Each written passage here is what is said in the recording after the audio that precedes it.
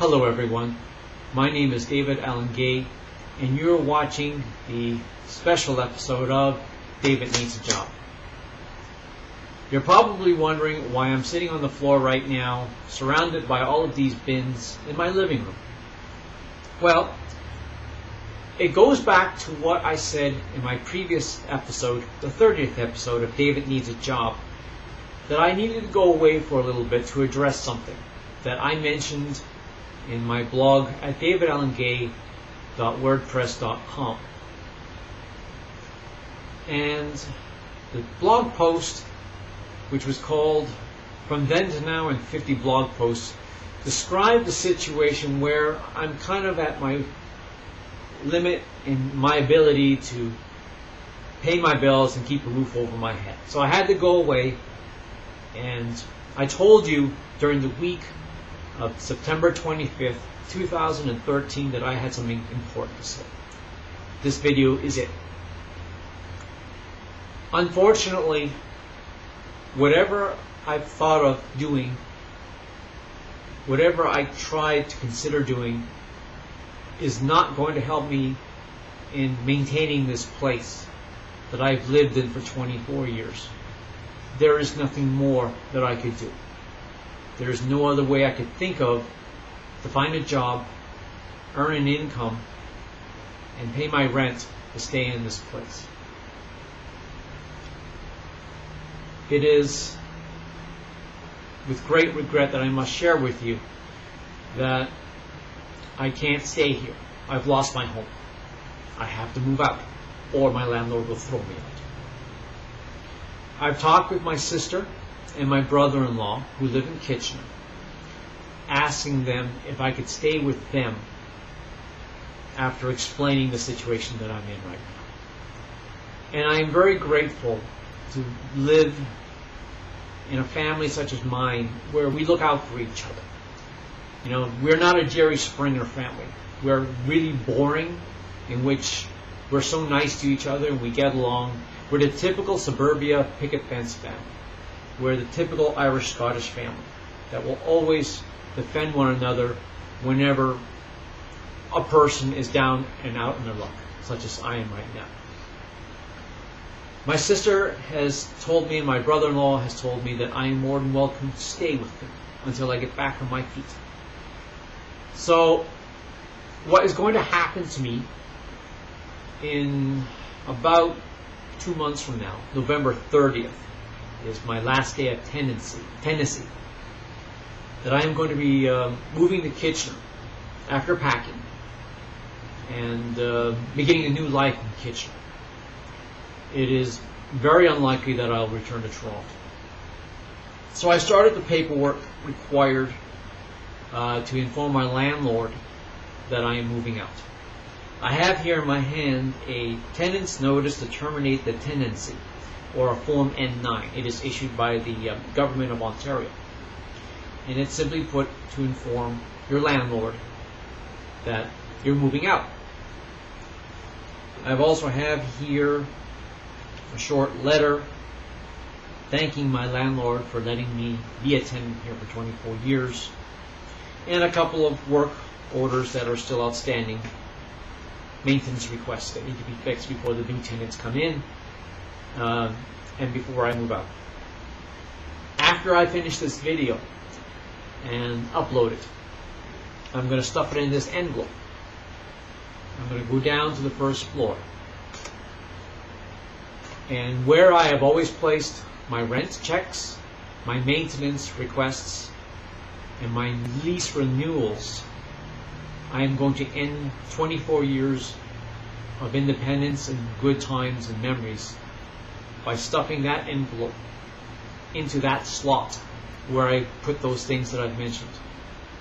And once I've done that, there is no going back. You cannot back out of an N9 once you put it through the door. The landlord will immediately start working with me to ensure that I am out of here by November 30th. So how am I feeling right now? Well, I can't go into it too deeply because I don't want to break down in tears on camera. Though as you will probably find out in the series, in this video episode, excuse me, I'm not entirely successful in that. I do, however, wish to share with you that I feel a sense of loss that I've not felt since my dad passed away 10 years ago. I am losing something that is basically an extension of myself. All of this here is an extension of who I am. It is my fortress of solitude, my castle, my place that I consider truly mine, even though I am paying rent. And it's not really mine. I'm still paying rent. I'm sorry, I'm paying rent, but it's still mine. I feel it's mine. Sorry. It's very difficult.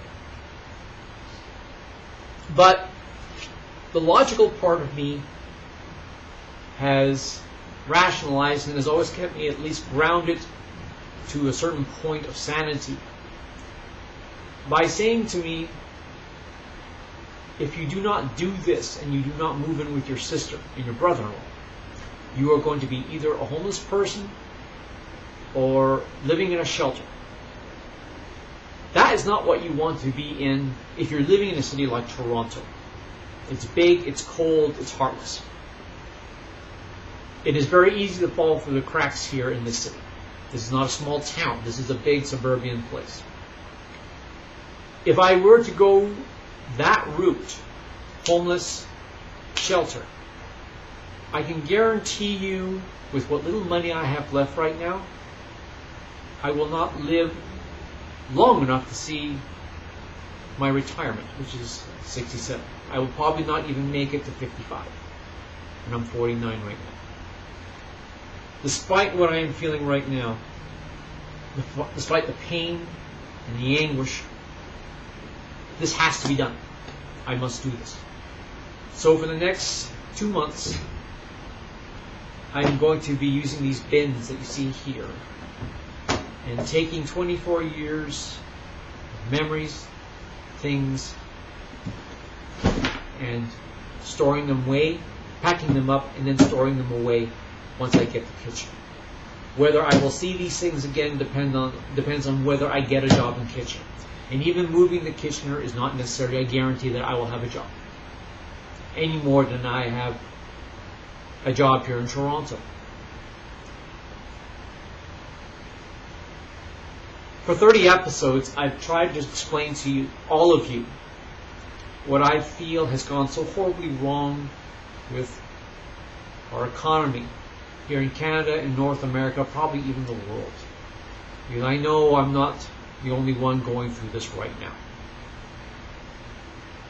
I do feel that what I am on about regarding my experiences, my frustrations, about my job search, the snakes and ladders games that I've played, the things that I've had to go through, and they've been rather extreme situations, are symptoms of a problem that we've not really seen since the Depression of the 1930s. One can argue it's considerably worse.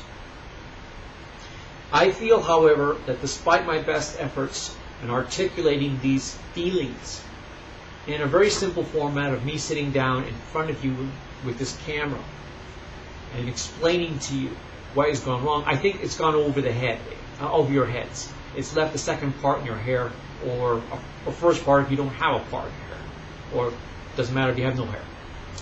But I think it's gone over your heads, and I don't think you understand the real impact of what happens to a job seeker if they don't get a job, what damage it does.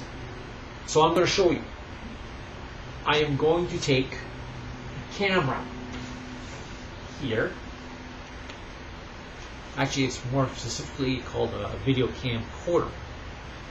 And I'm going to walk around in this apartment and show you, room by room, bit by bit, what I'm about to lose. And my feelings about what I'm feeling right now, and my memories of what I remember when I see certain parts of my apartment. I'm going to take you outside and show you the neighborhood. I'm going to take you into the green belt that's around my apartment and show you where I go to think, to make sense of things.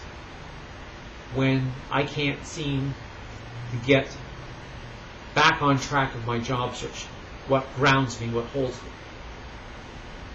I am hoping that with this particular episode, which will likely be my last one because I'm not going to be in a situation to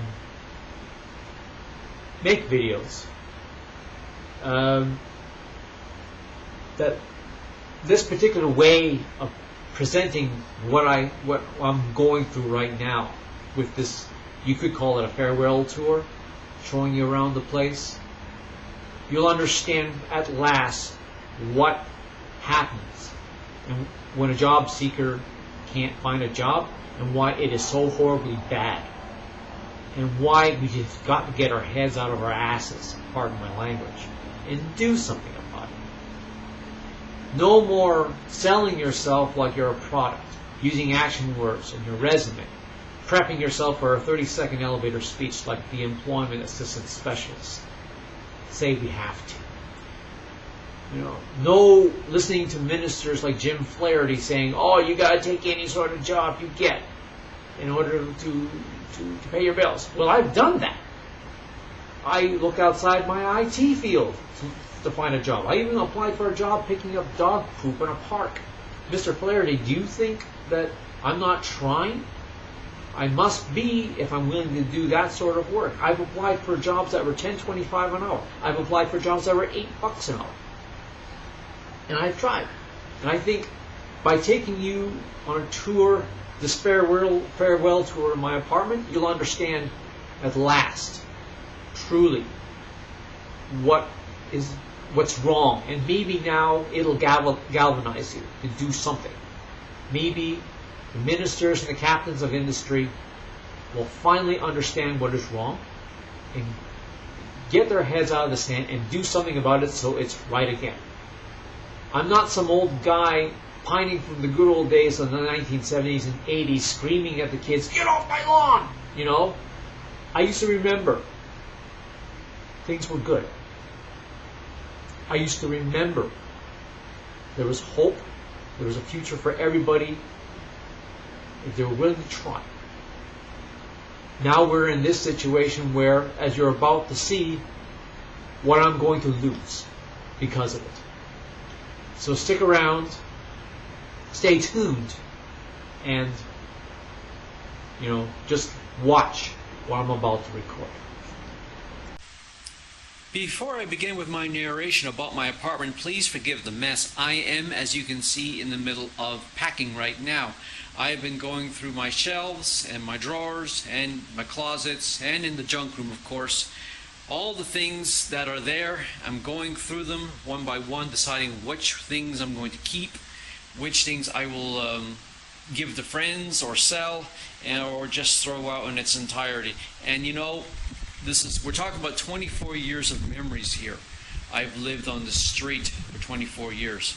And I'd like to share with you a little story as to how I got here in November of 1989. When I first arrived at this building to apply for an open apartment suite, I was told there was a one-bedroom apartment on the first floor, and an appointment was made for me to see this one-bedroom apartment.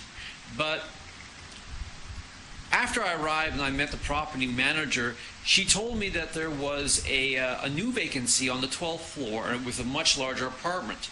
And I was a little nervous because it was my first home away from home after living with my parents for about 24 years. And I was a little nervous about taking a large apartment. Will I be able to afford it? What it would be like? I was really uncertain. But what sold me on this place was something outside I want to show you. That pretty much sealed the deal, and I didn't even have to think after seeing it. What you're seeing right now is the Don Valley. It runs east of where I live, and even with the highway running through it, it's a very impressive, very beautiful sight, especially when the morning sun rises. And in the fall, the sight is absolutely glorious. Colors of orange and yellow and red. It is absolutely spellbinding. And after I saw this view, I turned to the property manager who was with me after, she gave me a tour. I said to her 3 words, "I'll take it." And I said those 3 words because of the view. I wanted to live here. And for 24 years I enjoyed this view from my balcony. But as you can see right now, my balcony's not looking too good because of the renovations that I spoke of outside. The company outside has really made a wonderful job of drilling holes and debris in my balcony. And my windows that were once clean are now absolutely filthy.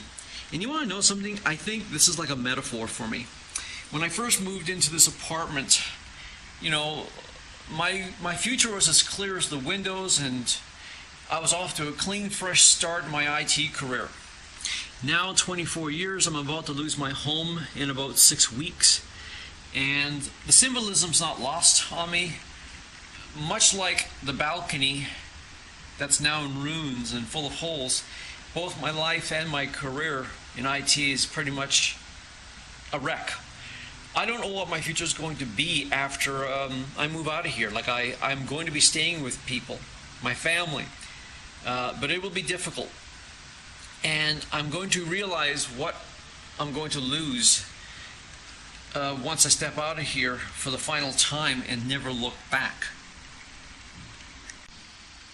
Okay, this is my dining room. The table that was originally in here was moved out and put aside so that I would have space to go through all of this stuff that I've collected, as I said, for the last 24 years. I got a lot of clothes that I need to have washed and put into the bins that you noticed way over in the living room. This dining room rather, was a place I went to and sat down in whenever I wanted a moment just to think about some things. You know, some good times have happened here, some bad times have happened here, and you know, I won't go into too much detail as to what the bad times were, but this place of my apartment, the dining room, I sat down at a table and a chair and just took a moment to pause. I also remember having a conversation with a friend of mine. His name was Dale, and it was about I needed to go to a specialist for pardon the TMI situation here, but I had to go to a specialist for a colonoscopy, and I was scared to go, and I almost didn't want to go. But my friend Dale, he talked me into it. He sat down across from me at the table, dining room table, and he said, "Look, you have to go, and you have to make sure that everything's okay with you, so that you won't be concerned or worried." And you know, I did as he suggested. After initially saying I wasn't going to go, I did in fact go, and he was a smart man for me to do this. I went with the procedure, and there was nothing wrong with me, but now I have a peace of mind that there's nothing wrong with me, and I can move forward with other aspects of my life. So, yeah, I'm taking a good long look around this place, and I remember there's a lot of memories here, 24 years worth of memories, good times. I've made friends in this neighborhood who've come over and visited me. I've gotten along great with my neighbors, and one of the things that stands out in my mind is as you can see here, this is a fairly large apartment. Even in respect to just the 2 rooms and down the hall, I've got a kitchen, and there's a calendar right here, and I'm just going to show you something on the calendar. On the 25th, I wrote down notify landlord of vacating, which is in fact today's date, and another date in November 9th is when I'm moving, and as you can see here, I'm not particularly happy about it, so I wrote down an unhappy face. But that's my state of mind right now. I'm moving out of a home, not by choice, but because I've run out of money. As I was concerned that would happen when I wrote that blog post back in February of 2013. From then to now, and 50 blog posts. And it's been a difficult time for me, and I've already gone through the process of getting things ready. I've even gone to Target, and I picked up some bins here. Don't know if you can see this, but here's some bins from Target. They're for like basically small things, like stuff that were from my drawers and shelves, and I'm just putting them into a small place rather than throw everything into one big bin and have everything all damaged. I'm putting a series of stuff into some smaller bins, which will then be packed into larger bins. Okay, so I stepped outside for a moment. I just wanted to show you a little bit about my neighborhood that I'll be leaving on November 9th. This is the building that I've lived in, and the reason why it looks a little beaten up right now, it's because, as I mentioned in my videos, we have a lot of people, a lot of renovation happening right now in the outside of the building. We got guys up on scaffoldings who are just, drilling the crap out of the concrete. And, it's a nice building. It's just an old building, and it needs a lot of work as a result. The street that I live on is called Thorncliffe Park Drive. I've lived here for 24 years, as I've mentioned before, and it's predominantly a Middle Eastern, Asian neighborhood. But for a high-density area, everyone gets along pretty well here. Thorncliffe Park Drive represents, the best of what Canada's multiculturalism stands for, and I'm pretty happy to be in this neighborhood. I mean, for 25 years I've gotten along with a lot of people, and I learned about a lot of people's backgrounds and faiths and beliefs, and it's made me a more tolerant person as a result. If anyone ever said to me, David, have you ever regretted coming to this neighborhood? My answer would be no. I mean, 24 years, it's been good times, and I've made a lot of friends and learned a lot about cultures and a lot of people. Okay, so we went down the street, and I'm now in the green belt that I showed you from my living room window. This is a part of the Don Valley just behind my building, and it's a lovely, beautiful forest that I come down sometimes to walk through to forget about my job search when it gets too stressful. This helps put things into perspective for me. And, I'm going to miss this part of the neighborhood most of all, because to get away from the computer, get away from Indeed, Monster.ca, cold calling companies and going to interviews and selling myself like a piece of meat, dealing with stupid employment assistance agencies that are of really no help to me at all. This really was the tonic that made me feel better and get me through the tough times. But 3.5 years later, I haven't found a job, and now I'm going to lose this. I'm going to lose the freedom of being able to step out whenever I want out of my own apartment as a bachelor and just take a walk on my own terms down the street. I'm not ungrateful for my sister for helping me out and giving me a place to stay, but she said it herself, it's an established household. I'm going to be sharing space with her and other people, and I have to be respectful of other people's places. I'm also going to a city that I'm not very familiar with, and I'm not familiar with the green belts around it either. So I have to, this is going to be a very scary time for me. I'm going to not have the comfort that I used to enjoy living in this neighborhood. Okay, so I saved the bedroom for last for the end of this tour for a very good reason. And again, pardon the mess. As I've said a few times, I'm not a slob. I'm just in the process of packing, and as with any major packing initiative such as this, going through my filing cabinets, going through the junk room over there to the left, a lot of boxes, a lot of memories, a lot of souvenirs from 24 years. I gotta go through, sort, organize, and put into neat little boxes so that I can find things when it comes time for the move to happen on November 9th. Hey, let me show you something. This is really interesting. Let me just get past this canyon of boxes and bins. Just bear with me here. Here we go. Does this look familiar to you?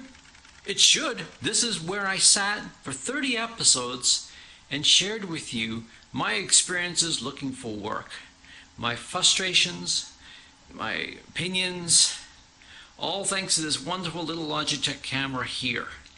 And showing you this part as I'm standing right now, where I'm standing right now, there's a good reason for this. And it's also the same reason why I left this part of my tour, my bedroom, as the last part.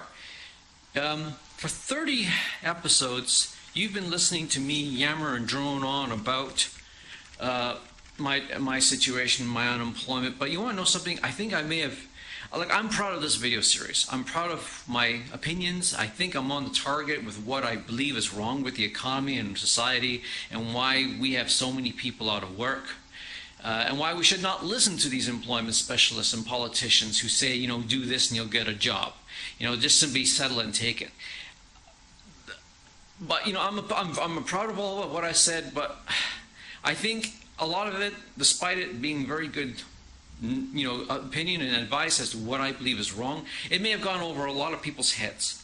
And all you guys saw was some guy, nearly 50 years old, sitting in this chair, droning on and on about his job search, and it may have tuned people out, you know, it may have just bored people. Maybe that's why the video series didn't take off as well as I thought it would, but I'm still proud of it. What I've done by showing you where I sat and going through my apartment, my bedroom, my living room, my dining room, is to show you that there's a lot more than just this chair and this camera that I'm going to lose when, you know, I ran out of money and I'm now forced to move out on November 9th. I'm losing everything. You know, I'm losing a wonderful neighborhood that we just stepped outside and had a look at. Up the street, for example, there's a Tim Hortons at the corner of Thorncliffe and Overley, west-hand side, where, like Cheers, the people know my name.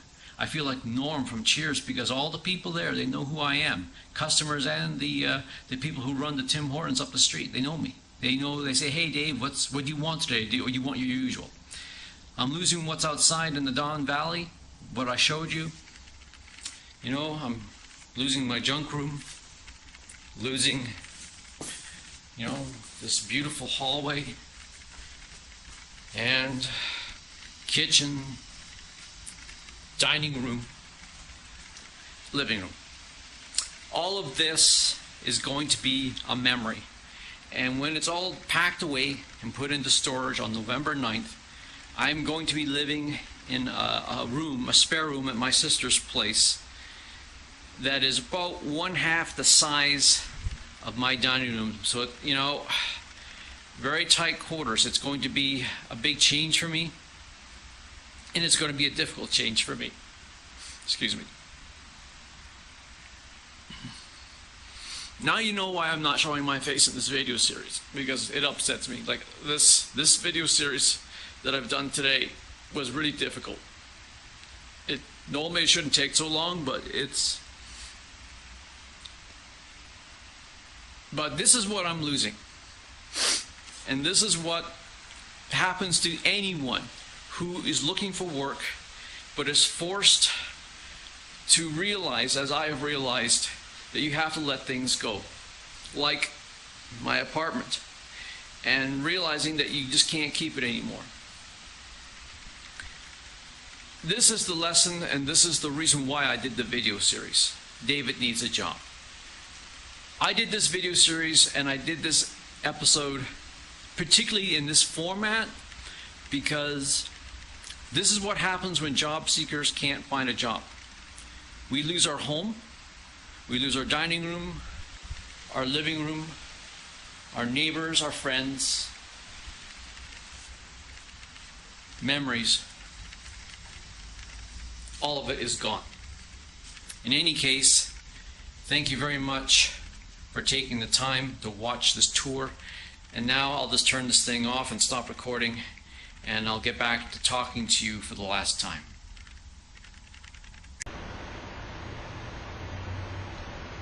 You probably figured out by now just how difficult it was for me to make that video. And it was very difficult. It was very hard for me to keep my composure as I went through every part of my apartment trying to show you what I was going to lose and the memories that were attached to it. And I debated whether or not I should keep that part of the video in here and here or take it out. And yeah, there was the argument where, well, you know, I didn't want to come across as like a big sucky baby or a crybaby or a whiner, because I broke down at the very end of that video. And yeah, I wanted to keep it on a level, sane point, like I've always done with my videos and my my blog at davidallengay.wordpress.com. But then I remembered something, and this was my heart speaking to me,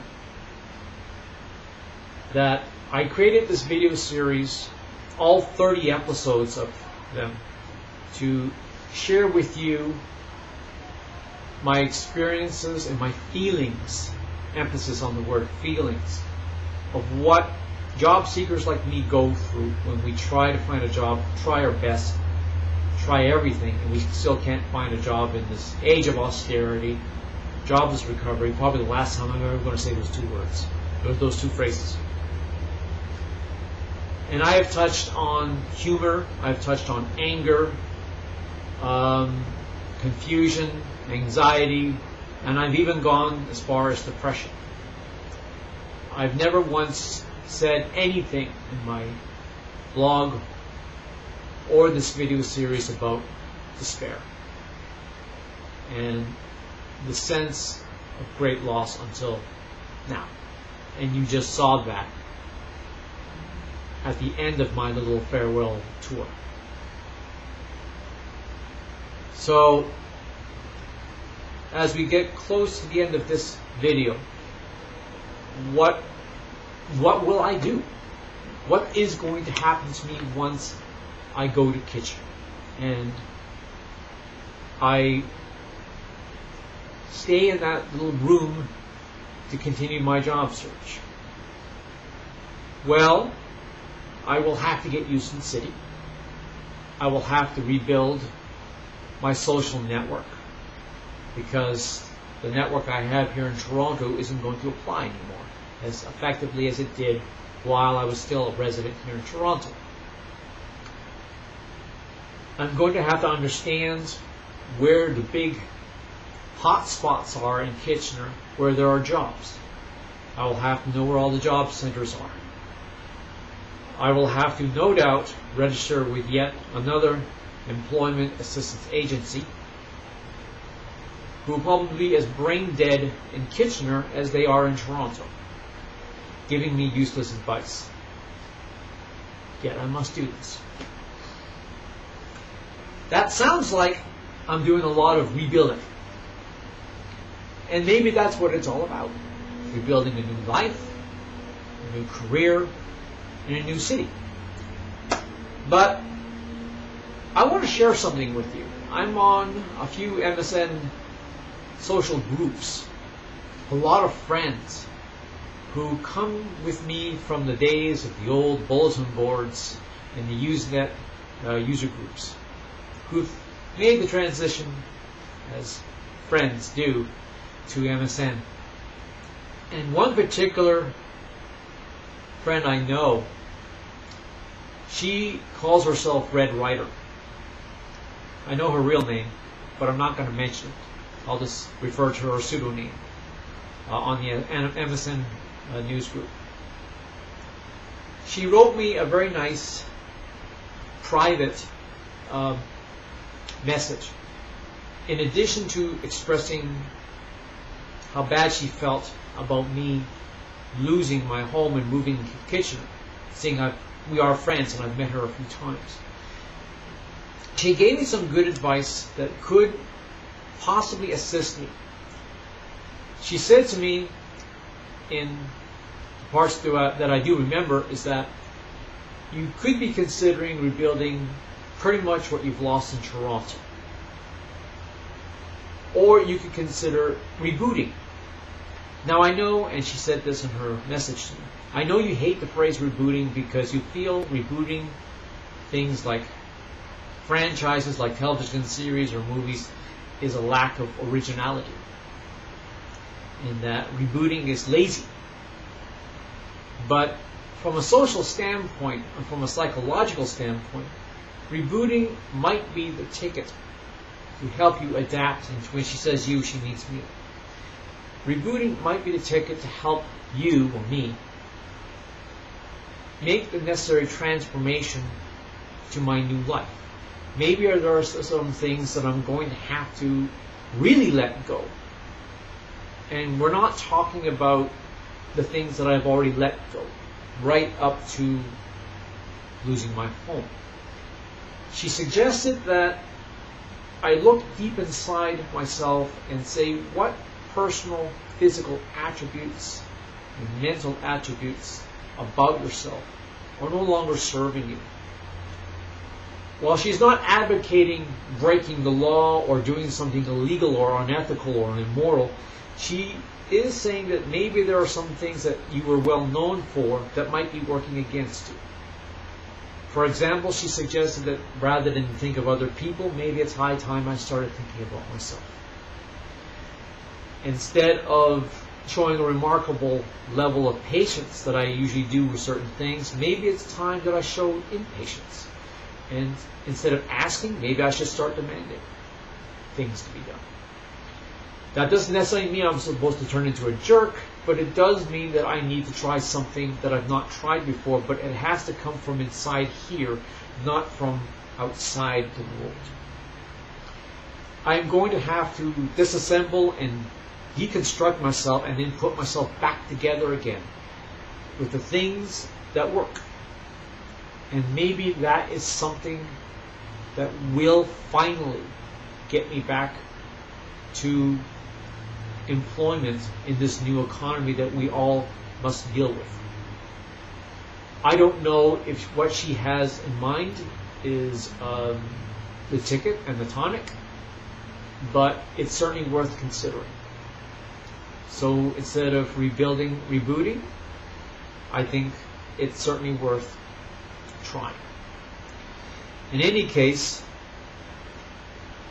this is it. I have a lot of work to do. I have a lot of things to pack. I have a lot of memories to hold on to here and here. And it's probably going to be the only thing that I will have left when this is all done and I'm finished here. And I have to cherish them and remember them. And certainly with this loaner, I am going to do my very best to make a record of everything that I once had that I've now lost because I can't find a job. There may be some people like yourselves out there who really feel bad about my situation. It is expected. I do still have faith in the human condition and in the humanity that makes us human. There may be some of you who are saying, this is pretty bad. What can I do to help David? Well, I'm not a proud man to turn away assistance.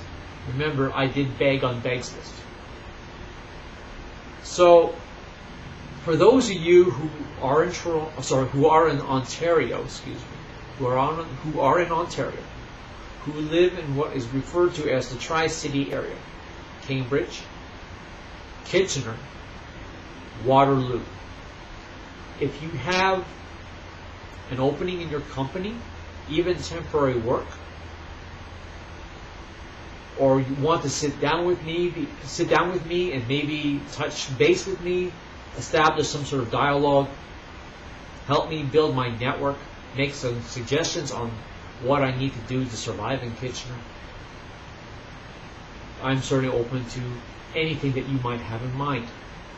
Even if it's something as inane as raking your lawn, shoveling your snow, or cleaning your toilets, I will take it.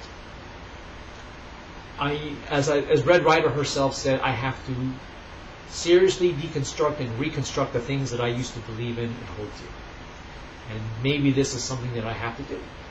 Let go of whatever inhibitions and selfishness that I had when it came to trying things. For those of you who are in a position to be charitable, I am open-minded to accepting donations. I do have a PayPal account. It's listed at the bottom of the screen right now. You're more than welcome to donate any sort of money. $1, $2, whatever, $5. If you want to treat it as a loan instead of a donation, we can do this. All I ask that you give me contact information so that when I do get back on my feet, I can't predict when I will. But when I do get back on my feet, you will be the first people to know, and you will get your money back. I am a man of my word. You will be compensated and paid back for whatever money you loan me if you don't want to do a donation. That's it. That's all. After 30 episodes and one special feature, I have got nothing more to say. You might hear from me again in davidallengay.wordpress.com. Because of the living arrangements that I'm going to be in right now, that's probably the only thing I will be able to do. Videos are definitely out. But I might be considering my reactivation of my blog at davidallengay.wordpress.com. Not sure if it's going to be the same blog, that my same job search blog, but it could be something completely different. H-Ron20 in Kitchener. Who knows? Maybe somebody might think I'm a really good writer, see that blog and hire me as a professional writer. Reboot, not rebuild. I thank you very much for taking the time to watch this special feature of David Needs a Job. And I don't really know how to say goodbye. It sounds so final, it sounds so sad. I really am not a believer in goodbye. I could quote a line from an Irish comedian by the name of Dave Allen, who said, "May your God go with you." I'm not terribly a religious man. But maybe a famous writer by the name of John Gay, who, by the way, is no relation to myself, once wrote, "We only part to meet again. We just don't know when." Thank you very much for taking the time to watch this video series, your supportive comments, your helpful advice, and your attention to what I've had to say.